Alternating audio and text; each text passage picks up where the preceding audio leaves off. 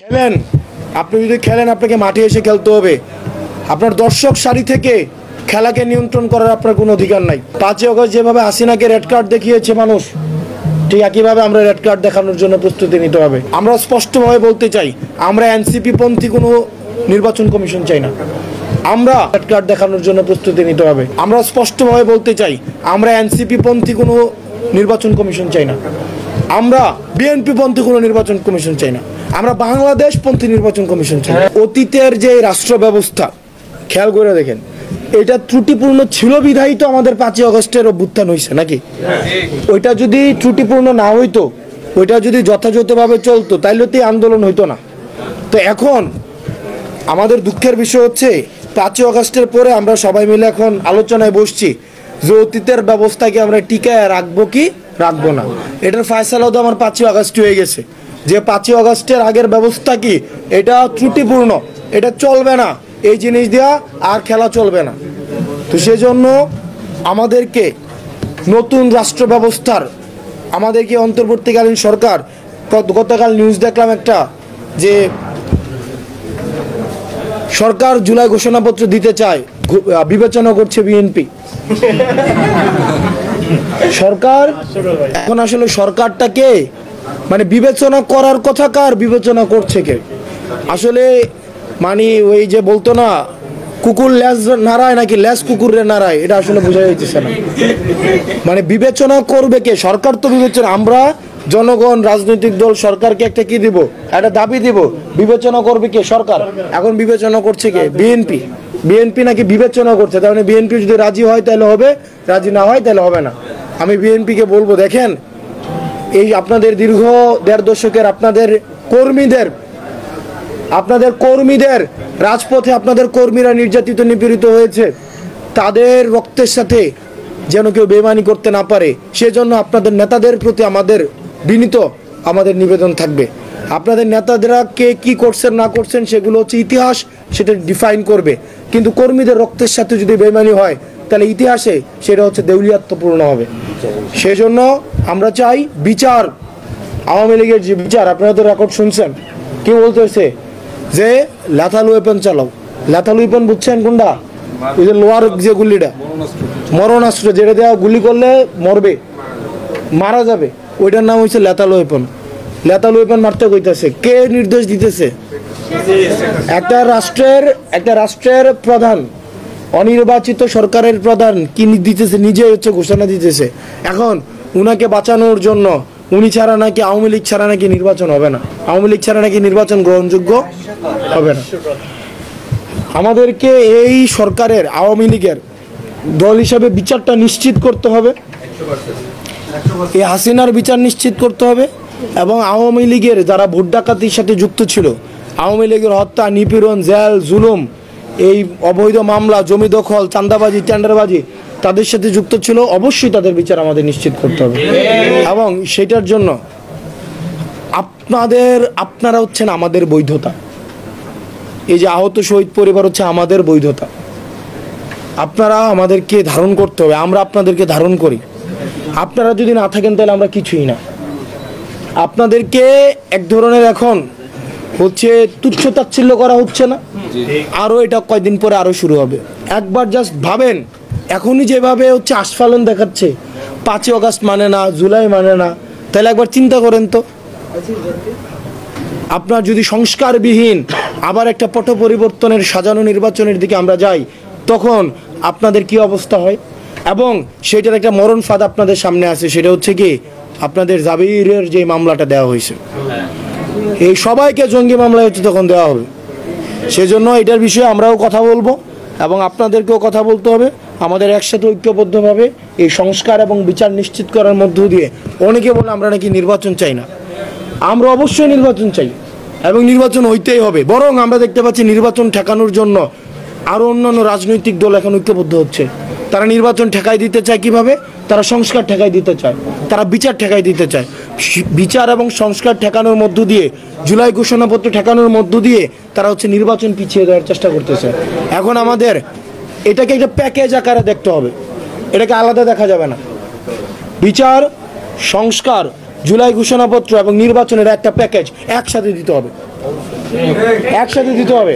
আপনার ওই যে নির্বাচন চাই সংস্কার লাগবে না, সংস্কার চাই নির্বাচন লাগবে না, এটা হইতে দেওয়া যাবে না। আমাদের সবগুলাই লাগবে, আমাদের সবগুলাই লাগবে। আমরা এই অভ্যুত্থানের এই সরকারের ইউনূসের কিছু অ্যাসাইনমেন্ট আছে, ডক্টর মোহাম্মদ ইউনূসের কিছু অ্যাসাইনমেন্ট আছে। ডক্টর মোহাম্মদ ইউনূসের শুধুমাত্র অ্যাসাইনমেন্ট না নির্বাচন দেওয়া, অনেকগুলো অ্যাসাইনমেন্টের একটা কাজ হচ্ছে কি নির্বাচন দেওয়া, অনেকগুলো কাজ, এর মধ্যে একটা নির্বাচন দেওয়া। সে যদি শুধুমাত্র নির্বাচনের দিকে তাকায় তাহলে ডক্টর মোহাম্মদ ইউনূসের যত আছে আপনার এই যে অর্জন আছে, এই অর্জনগুলো মলিন হয়ে যাবে। উনি আবার ইতিহাসের কাঠগড়ায় ওনাকে দাঁড়াইতে হবে। সুতরাং আমরা অন্তর্বর্তীকালীন সরকারকে বলতে চাই আমাদের প্যাকেজ আকারে সবগুলো দিতে হবে, প্যাকেজ। এটা আমরা আমাদেরকে পরিকল্পিতভাবে নির্বাচন থেকে আলাদা করা হইতেছে, পরিকল্পিতভাবে ট্যাগ দেওয়া হইতেছে না আমরা নির্বাচন বিরোধী। আমরা কিন্তু নির্বাচন বিরোধী না, আমাদের সবগুলাই লাগবে। কেউ বলতেছে আমার এটা চাই ওইটা চাই না, ওইটা চাই সেটা চাই না, আমার সবগুলা চাই। আমি সংস্কার চাই, আমি বিচার চাই, আমি জুলাই ঘোষণাপত্র চাই, আমি নির্বাচন চাই। এবং আপনারা যদি দেখবেন এখন নির্বাচন কমিশন, আমরা হুদা কমিশনকে দেখছি, আমরা রকিব কমিশনকে দেখছি। হুদা এখন আমরা দেখলাম যে কৃতকর্মের জন্য মানুষ জুতার গলা মালাই দিয়ে ওনাকে কি করছে, ওনাকে এখন হচ্ছে জেলে পাঠাইছে। আমরা এই কমিশনের একটা কাজ দেখলাম, অবাক করেছে। মিটিংয়ের আগে কি সিদ্ধান্ত হয় না মিটিং করে সিদ্ধান্ত হয়? আমরা দেখলাম তারা একটা সিদ্ধান্ত নিয়ে এটা আগে জানাইছে, জানানোর পরে তারা হচ্ছে মিটিং করছে। তো তারা যদি তাহলে দেখা যাবে নির্বাচনের আগে ফলাফল আগেই নির্ধারণ করবে, নির্ধারণ করে নির্বাচন করবে, তারপর হচ্ছে মানুষকে জানাবে। তো এই যে আবার একটা সাজানো একটা পরিকল্পিত ছক আমরা দেখতে পাচ্ছি, এগুলা মিলে যাচ্ছে। এটা আবার একটা ফেসিজমকে আবার হচ্ছে রিহেবিলিটেট করা, পুনর্বাসন করার এই যে ছকগুলা স্ট্র্যাটেজিগুলা মিলতেছে। তো এই কমিশন আপনারা হচ্ছে ছাত্রদের রক্তের উপর দিয়ে হচ্ছে আপনারা কমিশনে বসেছেন, আপনারা বসেছেন। এবং এই কমিশনের মধ্যে আমরা দেখতে পাচ্ছি কারো কারো আচরণ গতিবিধি সন্দেহজনক। তারা দেখা যায় আপনি যদি খেলেন আপনাকে মাঠে এসে খেলতে হবে। আপনার দর্শক সারি থেকে খেলাকে নিয়ন্ত্রণ করার আপনার কোনো অধিকার নাই। সুতরাং যারা দর্শক সারিতে বসে, এখন দেখা যাচ্ছে অনেকে দর্শক সারিতে বসে ক্যান্টনমেন্ট থেকে বিদেশ থেকে খেলাকে নিয়ন্ত্রণ করতে চায়। আপনারা যদি খেলতে হয় তাহলে আপনারা মাঠে আসেন, মাঠে এসে আপনি লিগ্যালি আপনি আমাদেরকে অন্যদেরকে যার সাথে খেলবেন তাকে হারান, কোনো সমস্যা নাই। কিন্তু মাঠের বাইরে বসে হচ্ছে রেফারি নিয়ন্ত্রণের মধ্য দিয়ে আপনি খেলাকে নিয়ন্ত্রণ করবেন, এই ফাউল খেলা হচ্ছে আর বাংলাদেশ গ্রহণ করবে না। আমরা দেখতে পাচ্ছি যে রেফারি হচ্ছে কি দিচ্ছে, গোল দিয়ে দিচ্ছে। রেফারি যদি খেলতে হয় তাহলে প্লেয়ার হয়ে খেলতে হবে, দর্শক যদি খেলতে হয় তাকে প্লেয়ার হয়ে খেলতে হবে। কোনো কোচ, কোনো রেফারি, কোনো দর্শক প্লেয়ারের ভূমিকা আর বাংলাদেশে নিতে পারবে না। আমরা দেখতে পাচ্ছি এগুলো এখনো এই ষড়যন্ত্রগুলো চলছে। মাঠের বাইরে থেকে ফাউল করার চেষ্টা করছে। 5 আগস্ট যেভাবে হাসিনাকে রেড কার্ড দেখিয়েছে মানুষ, ঠিক একইভাবে আমরা রেড কার্ড দেখানোর জন্য প্রস্তুতি নিতে হবে। আমরা ঐক্যবদ্ধভাবে সবাই আমরা স্পষ্টভাবে বলতে চাই, আমরা এনসিপি পন্থী কোনো নির্বাচন কমিশন চাই না, আমরা বিএনপি পন্থী কোনো নির্বাচন কমিশন চাই না, আমরা বাংলাদেশ পন্থী নির্বাচন কমিশন চাই, আমরা বাংলাদেশ পন্থী মিডিয়া চাই, আমরা বাংলাদেশ পন্থী পুলিশ চাই, আমরা বাংলাদেশ পন্থী ব্যবসায়ী চাই। কোনো রাজনীতিকে যারা ব্যবসায়ীর ছদ্মবেশে রাজনীতিকে নিয়ন্ত্রণ করে, যারা মিডিয়ার ছদ্মবেশে রাজনীতিকে নিয়ন্ত্রণ করে, যারা হচ্ছে আপনার হচ্ছে নির্বাচন কমিশনের বা কোনো সাংবিধানিক প্রতিষ্ঠানের ছদ্মবেশে যারা রাজনীতিকে নিয়ন্ত্রণ করে, তারাই হচ্ছে ফাউল করবে। এই ফাউলের পরিণাম হচ্ছে আমাদের সামনে রয়েছে হাসিনা, আমাদের সামনে রয়েছে হুদা, আমাদের সামনে রয়েছে সালমান এফ রহমান, আমাদের সামনে রয়েছে আপনার লুৎফুর, আমাদের সামনে রয়েছে হচ্ছে ওই যে 71 টিভির বাবু, আমাদের সামনে কিন্তু রয়েছে, আমাদের সামনে রয়েছে ফারজানা রূপা। যে এই ফাউল করলে কি ধরনের পরিণত হয়। আপনি 1 দিন ছাড়া পাবেন, 2 দিন ছাড়া পাবেন, 3 দিন ছাড়া পাবেন, কিন্তু আপনাকে কোনো না কোনো সময় কালের গর্ভে আপনাকে হারাতেই হবে।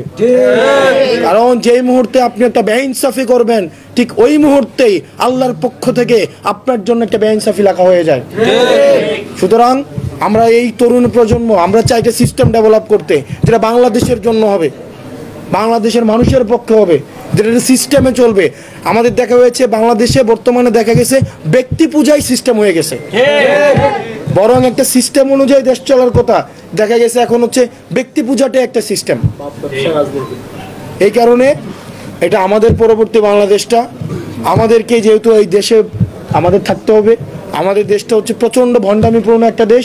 যারা যোগাযোগের দায়িত্ব থাকে সে বাসে ওঠে না, যে চিকিৎসার দায়িত্ব থাকে সে সিঙ্গাপুরে চিকিৎসা করাইতে যায়। যেমন আমাদের স্বাস্থ্য উপদেষ্টা উনি কিন্তু নিজে বিদেশে চিকিৎসা করাইতে যায়। আমাদের আহত শহীদ চিকিৎসা, আহত পরিবারের এখনই চিকিৎসা পায় না।